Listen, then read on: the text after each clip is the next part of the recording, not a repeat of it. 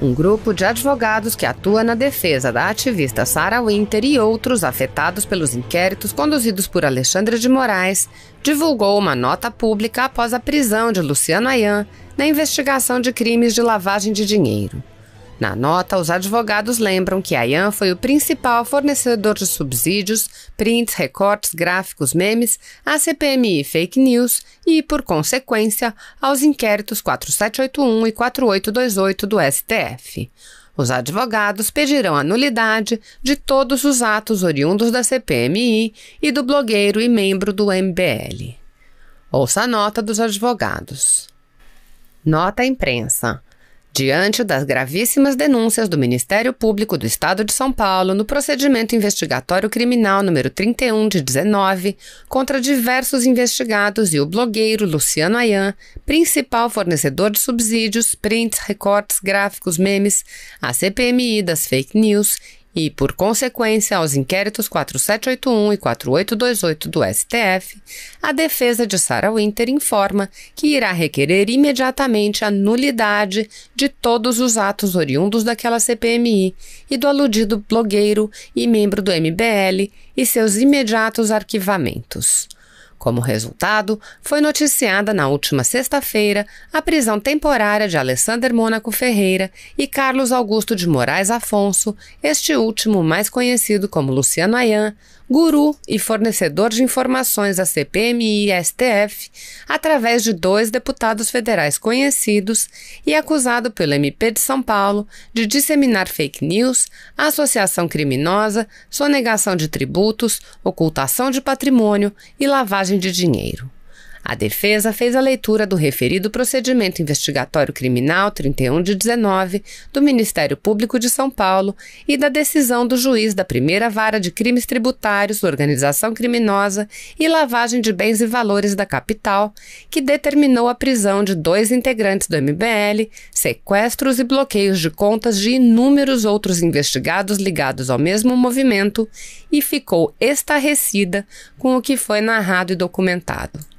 Assim, mesmo de pleno conhecimento prévio da defesa e de qualquer pessoa com discernimento médio, são ainda mais fortes as evidências de nulidade de todas as provas colhidas e apresentadas por esse cidadão, através de 2 deputados federais e agora preso, o que se chama no direito que tais provas são frutos da árvore envenenada, ou seja, imprestáveis juridicamente, pois foram fornecidas por pessoa disseminadora de fake news de conduta reprovável.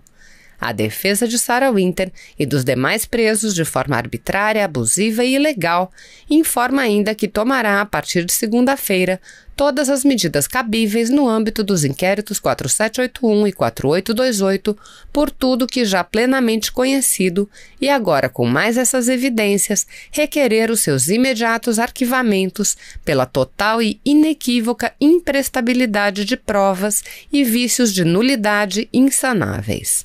Ademais, tomará também medidas judiciais apropriadas em razão das perdas e danos suportados por Sarah Winter e demais presos ilegalmente por atos oriundos de tais inquéritos contra todos aqueles que de alguma forma contribuíram para a destruição de suas intimidades, imagens e reputações.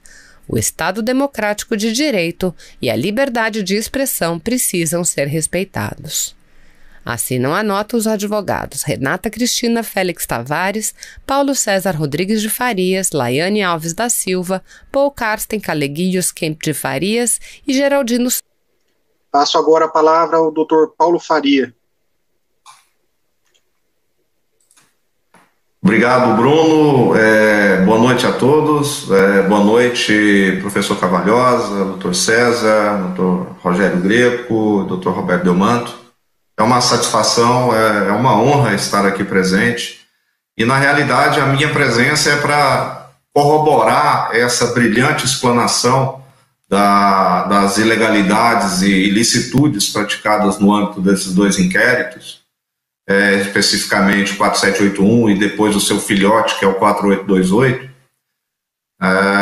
E eu gostaria de abrilhantar ainda mais, é uma honra abrilhantar a brilhante explanação do professor Cavalhosa e também do Dr. César, a questão da ausência do tipo penal foi assim brilhantemente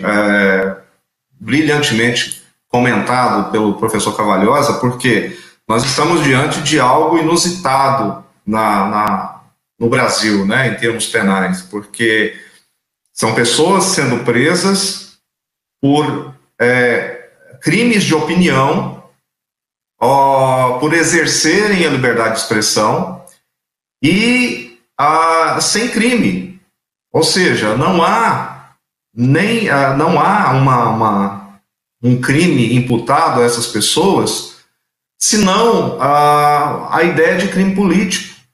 Porque, veja bem, no caso específico de uma das investigadas, eu faço parte da defesa de Sarah Winter, e é com muita honra que eu faço parte dessa defesa, porque o que nós estamos defendendo é a liberdade de expressão.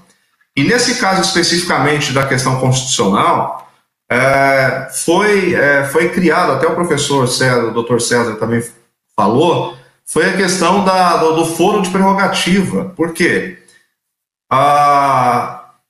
Criaram um foro especial para a grande maioria dos investigados do inquérito 4781 e do 4828, ambos sigilosos, que não está na Constituição, no artigo 102. Então, assim, a ofensa à Constituição, não apenas aos preceitos, direitos fundamentais, como a ampla defesa, a própria dignidade da pessoa humana, a presunção de inocência,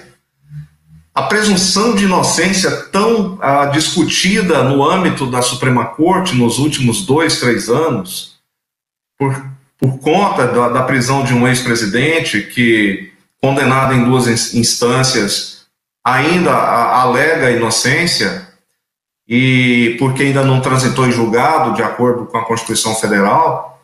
Então isso tudo está sendo jogado ao lixo.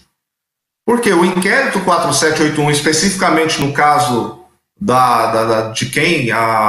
no caso de Sarah Winter, por exemplo, foi porque ela disse uma frase de uma linha e ela foi incluída no inquérito das fake news.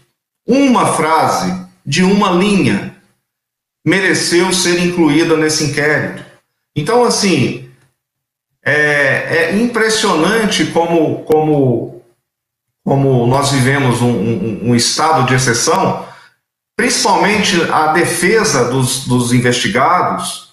Eu faço parte dessa fila de defensores, de advogados, que são com suas prerrogativas aviltadas, impedidos de exercer a advocacia tão essencial à justiça, lá no artigo 133 da Constituição Federal, aquela promessa que nós fazemos, a promessa do advogado, não, o juramento do advogado, prometer defender as leis, a Constituição. Então, tudo isso está sendo aviltado.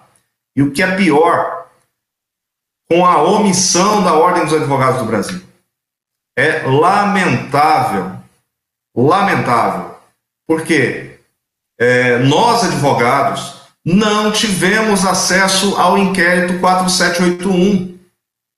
A operação mestra de busca e apreensão que ocorreu no dia 27 de maio, até hoje, foi uma escolha do relator determinar que somente o apenso 70 fosse entregue, impresso dentro de envelope. Isso não quer dizer que nós, advogados, tivemos acesso aos autos, ou pelo menos aos autos digitais desse apenso 70, para conferir se realmente aquilo que a gente está recebendo é o que está lá. Então, chegou-se ao absurdo de um relator, que é vítima, que é julgador, escolher determinar o que a defesa vai apreciar para poder defender o seu cliente que é investigado. Então, desde o dia 27, não tivemos acesso ao inquérito 4781. Tá? Tivemos acesso apenas a uma parte, o apenso 70, mas existem inúmeros outros apensos. Ao que a gente conhece, 74 apensos. Então, e há um fato estranho, por quê? Por que não liberaram o apenso, só o apenso 70, de acordo com a vontade do relator? Porque eu penso o seguinte, eu entendo que para você fazer a defesa do seu cliente, você tem que ter acesso à íntegra dos autos. Não tem como você fazer uma meia defesa. A defesa tem que ser integral, porque você tem que conhecer desde o início, desde quando ele foi instaurado, lá em março de 2019. Aliás, a delonga de tempo aí também deve entrar para o Guinness Book, como o inquérito do fim do mundo, como diz aí a mídia, e o próprio ministro Marco Aurélio corroborou lá no seu brilhante voto, vencido 10-1. Então, uma observação importante, em ambos os inquéritos existem dezenas de investigados. Porém, no 4828, que nós também estamos defendendo, Sarah Winter, nós recebemos a cópia integral. Agora, o inquérito 4781 nós não recebemos só o apenso 70, que foi o apenso autorizado pelo ministro relator do inquérito. Então, isso é ofensa à prerrogativa, isso é ofensa à Constituição. O artigo 133 é muito claro. A advocacia é a atividade essencial à justiça. Como é que você vai fazer justiça? Como é que você vai defender uma pessoa investigada se você não tem acesso aos autos? Básico. Inclusive, o professor César até mencionou a súmula 14, a súmula vinculante 14, que ela é muito clara. É direito do defensor do interesse do representado ter acesso amplo aos elementos de prova que já documentados em procedimento investigatório realizado pelo órgão de competência da Polícia Judiciária, digam respeito ao exercício do direito de defesa. Então, isso é um direito de defesa, e nós não tivemos esse acesso. Isso é uma grave ofensa às prerrogativas, isso é um grave momento que nós estamos vivendo e que a gente precisa lutar para poder evitar esse tipo de situação.